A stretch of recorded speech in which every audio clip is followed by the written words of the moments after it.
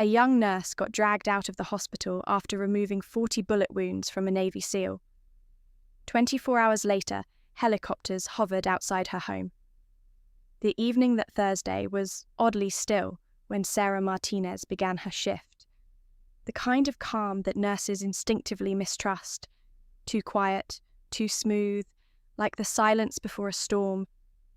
The monitors beeped steadily, the hallway lights buzzed above, and the faint scent of antiseptic lingered in the air. At just 24, Sarah was young to be in the trauma unit, but her hands had already learned the rhythm of chaos. What she wasn't prepared for was what would come rolling through the doors 38 minutes later, an event that would change the course of her life forever. The call came over the emergency line. Code black, unidentified male, critical trauma, ETA 4 minutes. Sarah snapped out of her usual rhythm and into readiness. Adrenaline quickened her pace. The trauma bay lit up like a war room. ER prep tables. Nurses rolled in carts of sterile tools. Everyone prepared for the worst, but nothing could have readied them for what arrived. A blacked-out government SUV screeched into the ambulance bay. 2 military officers jumped out. Not paramedics, no gurney, no stretcher, just a heavy figure between them, half limp and soaked in blood. They burst through the doors with urgent authority. "We need a surgeon now," one barked. Sarah stepped forward instinctively. "What happened?" she asked, already assessing the man. Late 30s, built like a tank, blood oozing from multiple wounds. His body looked shredded, not grazed or bruised, but torn apart.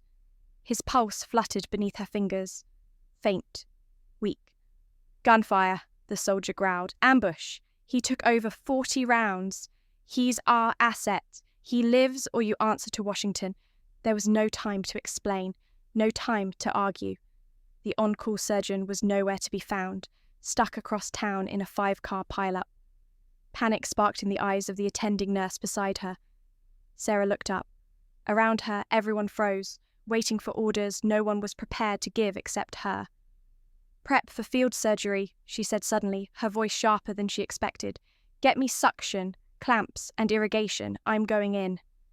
"Sarah," the charge nurse began wide-eyed, "you're not cleared." "I don't care," Sarah snapped. "If we wait, he dies." There was a beat of hesitation. Then, as if snapped from a trance, the room moved. Carts rolled, gloves snapped, lights beamed down. The soldier was placed on the table, his eyes fluttering, barely conscious. She cut away his gear. Layers of Kevlar and tactical fabric soaked in blood. The wounds were everywhere. Chest, side, legs, shoulder, even a grazing shot near the neck. Entry points, exit points. Some bullets were buried deep, some ricocheted within. 40 bullets. 40! She didn't tremble. Her hands were trained, her instincts sharp. It wasn't textbook, it wasn't protocol, but it was everything she had. With trembling but determined fingers, she found the first slug deep in the deltoid. She irrigated the wound and extracted it with precision. Clamp the artery, pack the site, move to the next. Sweat slid down her temple. Suction, irrigation, extraction, clamp, repeat. The room was dead quiet except for the beeping monitors and the sound of metal instruments clicking in her hands. He coded once. She shocked him. Twice. He came back, 3 bullets out, then 5, then 12. The surgical team, once doubting her, now followed her rhythm. They moved as one. A temporary battlefield in sterile whites, 20 bullets in. The commander watched from the corner, his jaw tight, his eyes locked on the nurse in blue scrubs, who had no rank, no title, just courage. The man on the table, his man, was slipping away. And this young woman was pulling him back with nothing but skill and absolute refusal to let him die. Before we continue, drop a comment below and tell us, have you ever been in a situation where you had to make a split-second decision that changed everything? We want to hear your stories. Bullet 25. Sarah's arms burned with fatigue. Her back ached from leaning over the table for nearly 2 hours. but her hands never wavered. Each extraction was precise, methodical, like she'd done this 1,000 times before instead of never. The truth was, Sarah Martinez had never performed surgery in her life. She was a trauma nurse, trained to assist surgeons, not become one. But she'd spent 4 years watching the best surgeons at Metro General work. She'd held retractors during hundreds of procedures, observed techniques, absorbed everything like a sponge desperate for knowledge. Her father had been a combat medic in Iraq. Growing up, she'd heard his stories about battlefield medicine, how you did whatever it took to keep someone alive, how rules and protocols meant nothing when someone was bleeding out in front of you. He taught her that medicine wasn't about certifications and credentials. It was about having the guts to act when everyone else froze. Bullet 30. The SEAL's vitals were holding steady now, blood pressure stabilizing, heart rate evening out. Against all odds, he was surviving. The military officers stood like statues in the corner, their faces unreadable behind dark sunglasses they hadn't removed even indoors. One of them spoke quietly into a radio, reporting updates to someone Sarah couldn't see. She didn't think about who they were calling, didn't wonder about the man on her table or what classified operation had put 40 bullets in his body. She just focused on the next wound, the next bullet, the next bleed to control. Bullet 35. She was in a rhythm now, her movements almost automatic. Find the entry wound, assess the damage, extract the projectile, control bleeding, close and move on. The surgical residents, who had initially questioned her authority, now watched in silent awe. Suction, she said, and the instrument was in her hand before she finished the word. Clamp. It appeared instantly. They'd become extensions of her will, anticipating her needs before she voiced them. Bullet 38. The SEAL's eyes fluttered open for a moment. Through the haze of shock and pain medication, he looked directly at Sarah. His lips moved, forming words she couldn't hear over the equipment. Don't try to talk, she said gently, her voice softening for the first time since he'd arrived. You're going to be okay. Just stay with me. His eyes closed again, but his heart rate remained steady on the monitor. He was fighting. She could feel it. Bullet 40, the last one, lodged near his spine, dangerously close to nerves that could paralyze him if she made one wrong move. This was the shot that should have killed him, would have killed anyone else. The room held its collective breath. Sarah's hands, steady for 2 solid hours, trembled slightly as she positioned the forceps. One slip, 1 millimeter too far.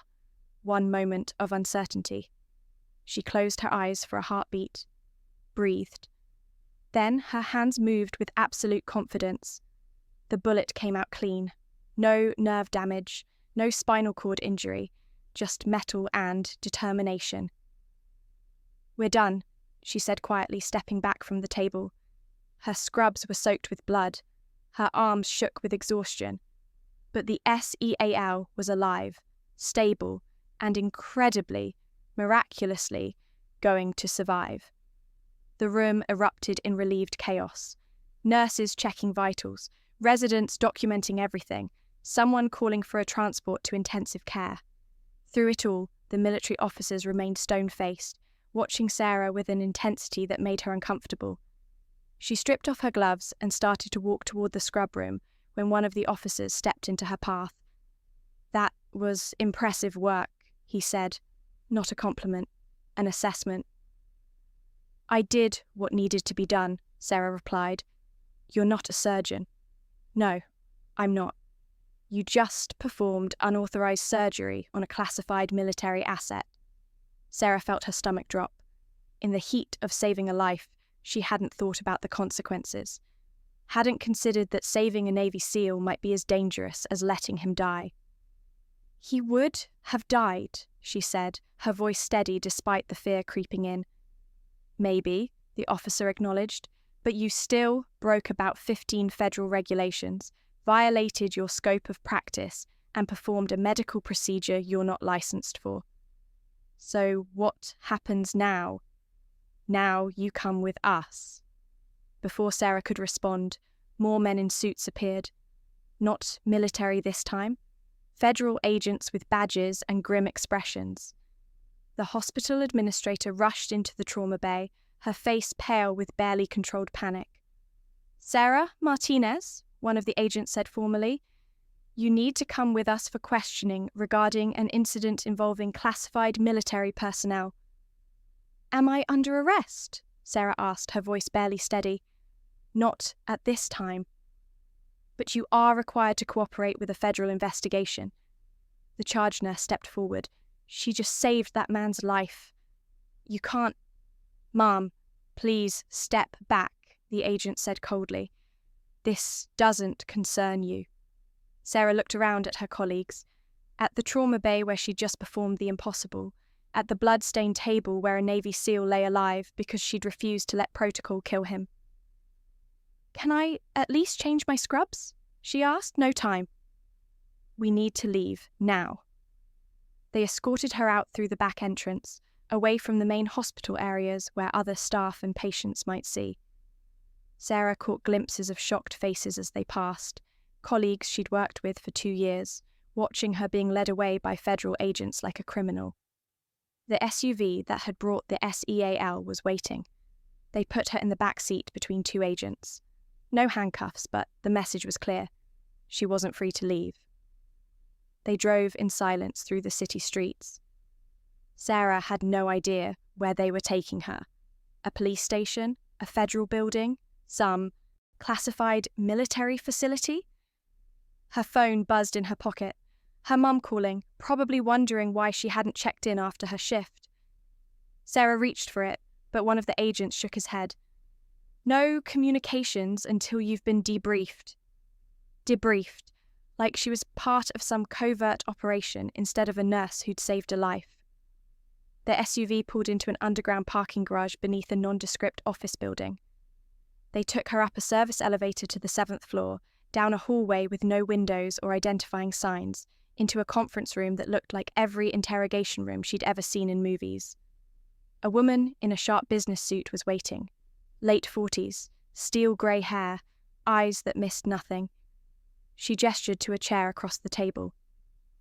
"Ms. Martinez, I'm Director Caroline Walsh, Department of Defense Special Operations Medical Oversight. We need to discuss what happened tonight." "I performed emergency medical procedures on a patient who was dying," Sarah said. "That's what happened." "You performed unauthorized surgery on a Navy SEAL returning from a classified operation. Do you understand the security implications of that?" "I understand that he would have died if I hadn't." "That's not your call to make." "It absolutely was my call. I'm a medical professional. Someone was dying in front of me. I had the skills to save him." "I did." Director Walsh studied her for a long moment. "The man you operated on is Lieutenant Commander Jack Morrison. He's one of our most valuable special operations assets. His mission tonight was classified at the highest levels. The injuries he sustained should have been treated at a secure military medical facility, not a civilian hospital by an uncredentialed nurse." "He wouldn't have survived transport to a military facility," Sarah pointed out. "He would have bled out in the helicopter. That's a risk we factor into these operations." "A risk you're willing to take with his life?" Sarah felt her anger rising. "He's not just an asset. He's a human being. A human being whose survival may have compromised national security," Walsh countered. "You saw his injuries. You can guess what kind of operation he was involved in. That information can't leave this room. I don't care about his operation. I don't care about classified missions or national security. I care that a man is alive right now because I refuse to let him die." Walsh's expression softened slightly. Barely perceptible, but there. "Commander Morrison is going to recover completely, thanks to your intervention. But here's the problem, Miss Martinez. You violated so many regulations tonight that my office has no choice but to take action." Sarah's hands clenched under the table. "What kind of action?" "Your nursing license is being suspended pending an investigation into your conduct. The hospital has terminated your employment. You're being placed under a federal non-disclosure agreement regarding everything you saw tonight. And you're prohibited from practicing any form of medicine until this investigation concludes. How long will that take? Could be months, could be longer. Sarah felt like she'd been punched in the stomach. She'd saved a man's life and was being punished for it. This is insane. This is protocol, Walsh said. You acted outside your authority. There are consequences. He would have died. Maybe. But that's not for a nurse to decide. They kept her in that room for 6 more hours. More agents came and went, asking the same questions in different ways. What did she see? What did Morrison say? Did he mention his mission? Did anyone else hear? They made her sign documents promising never to discuss what happened, threatening federal prosecution if she violated the NDA. By the time they finally released her, the sun was rising.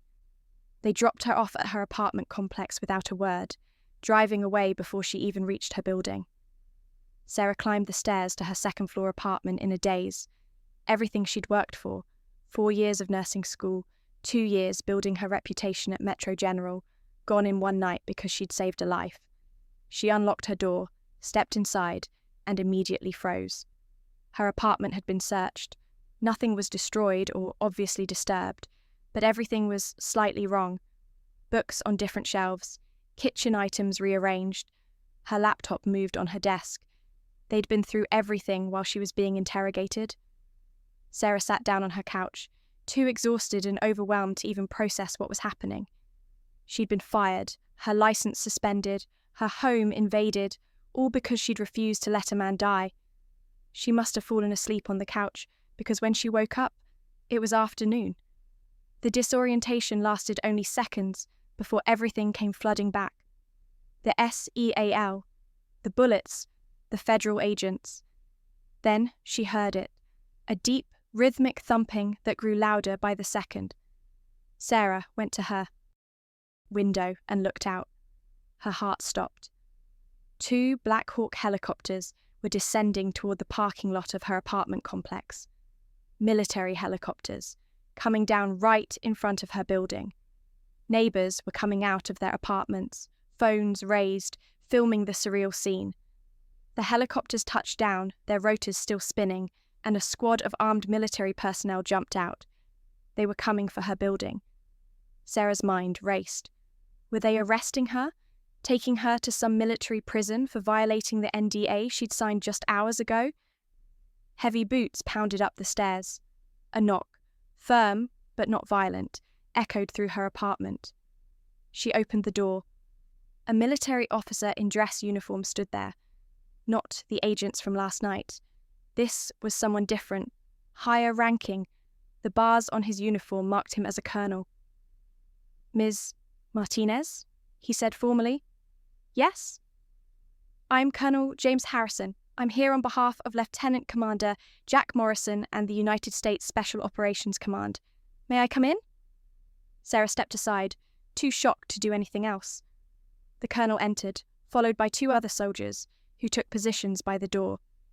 He carried a leather folder, which he set on her coffee table.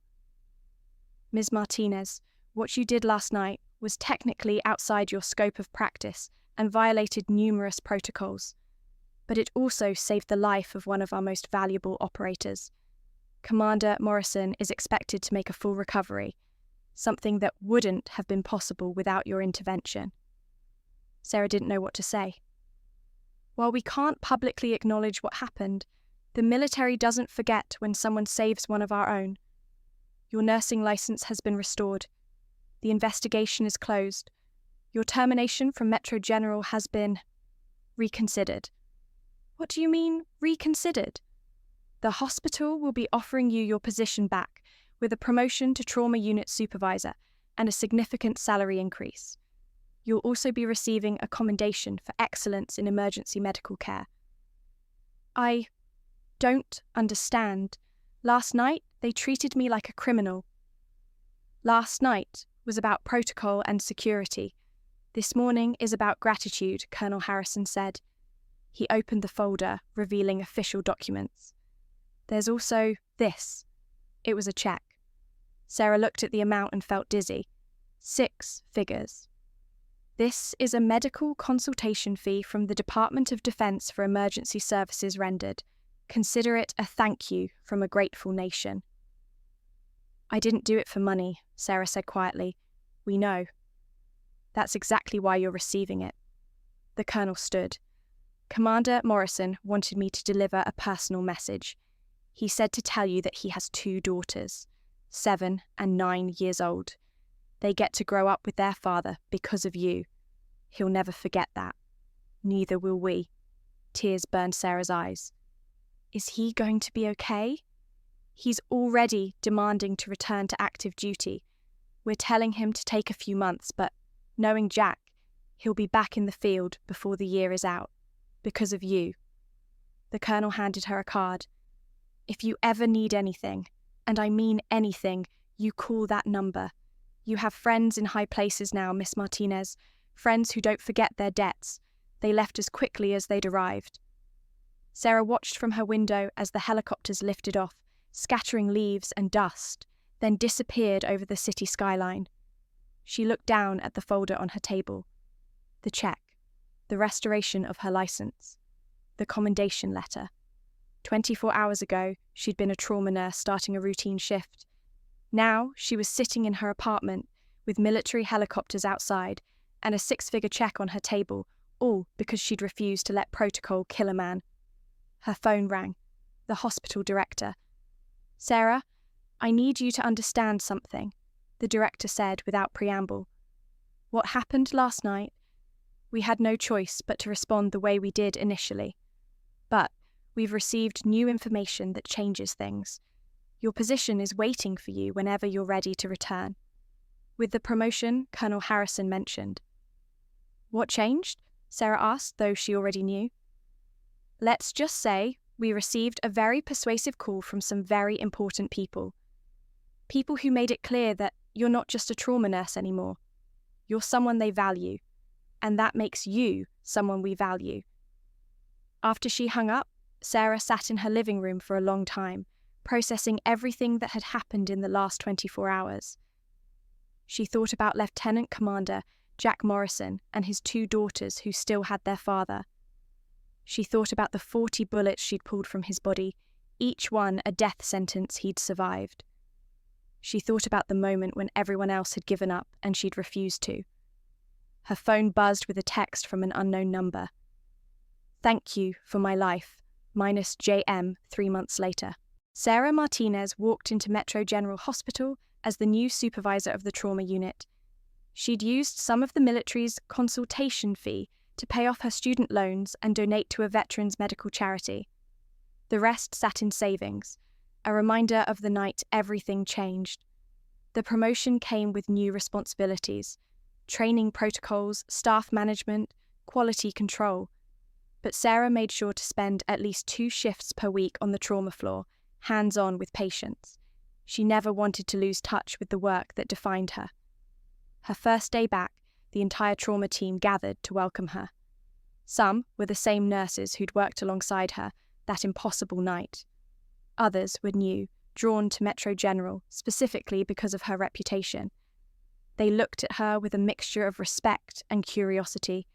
This was the nurse who'd saved a Navy SEAL and lived to tell the story. Well, most of the story. The NDA still held on classified details. Listen up, Sarah told her new team during their first meeting. What happened that night with the SEAL wasn't about me being special or brave. It was about refusing to accept that someone had to die because of bureaucracy and protocol. Every single one of you has that same capability. The question is whether you'll have the courage to use it when it matters. She never saw Lieutenant Commander Morrison again. The details of his operation remained classified, buried in files she'd never be cleared to read.